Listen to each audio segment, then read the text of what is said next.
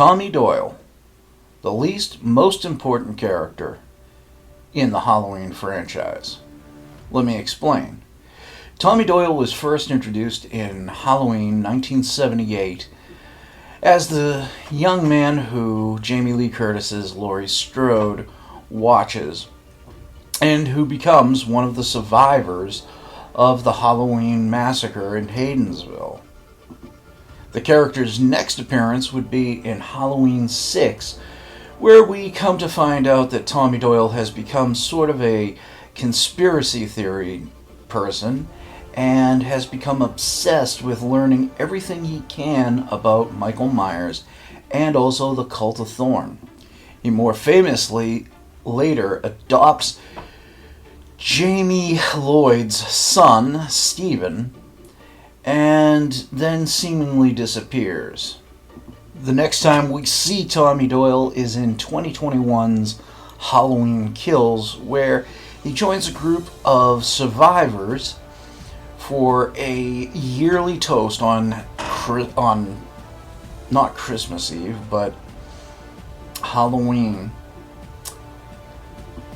and then goes on to form a gang mob riot, which ultimately ends in his passing. Now, the question becomes, how are the three Tommy Doyles all the same person? Especially since two are from supposedly other timelines. Let me explain. The Tommy Doyle that is played by Paul Rudd in The Curse of Michael Myers is an interesting person.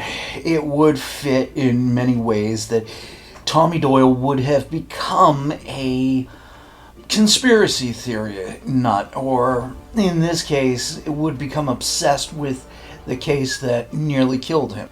His coming in contact with Dr. Loomis and learning about the Cult of Thorn on a deeper scale also coincides with what we will see in the other Tommy Doyle.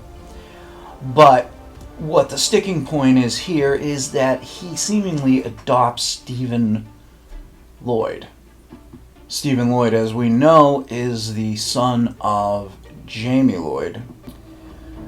But the father is led by illusions that it is possibly Michael, even though the director and producer of the film have both said that it is, in essence, the evil that impregnated Jamie Lloyd. So leave that icky bit to yourselves for future thoughts.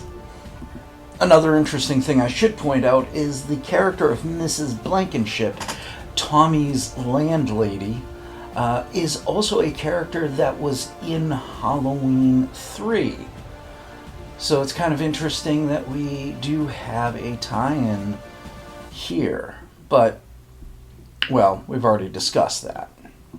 Now, Anthony Michael Hall's Tommy Doyle seems a little different.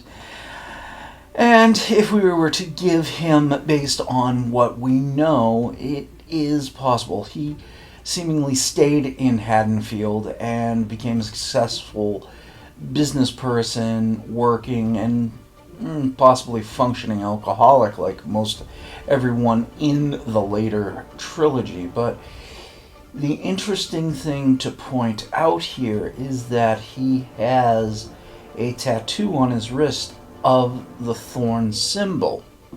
In fact, the novelization of Halloween Kills goes further into explaining the connection and actually even connects a lot of the material from Halloween 6 into this. So now it leaves us with the case of trying to patch together what happened to Stephen, as well as what happened between Halloween 6 and Halloween Kills for Tommy Doyle. So we'll go with this route. Most relationships that happen in stressful situations, a la if you've ever watched Speed, usually end with the couples not staying together. So Tommy Doyle would not have stayed with Kara Strode, Laurie's adoptive cousin. It would also appear that Tommy stayed in Haddonfield at the same time, and so what happened to the young infant Stephen?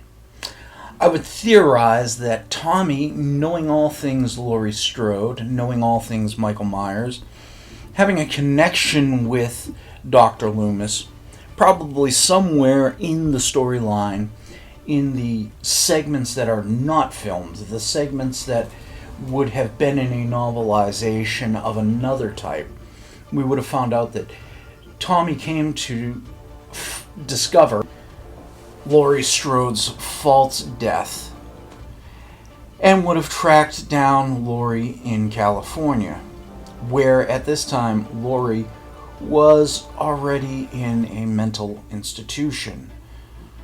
So is it quite possible that, in all things, Tommy Doyle finds John Tate, Stephen's uncle, gives the child to him, tells him what's going on, and Michael is none the wiser for what happens to his supposed son.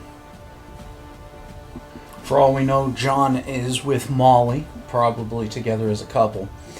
And being that Stephen is his nephew, John would adopt Stephen and raise him as his own.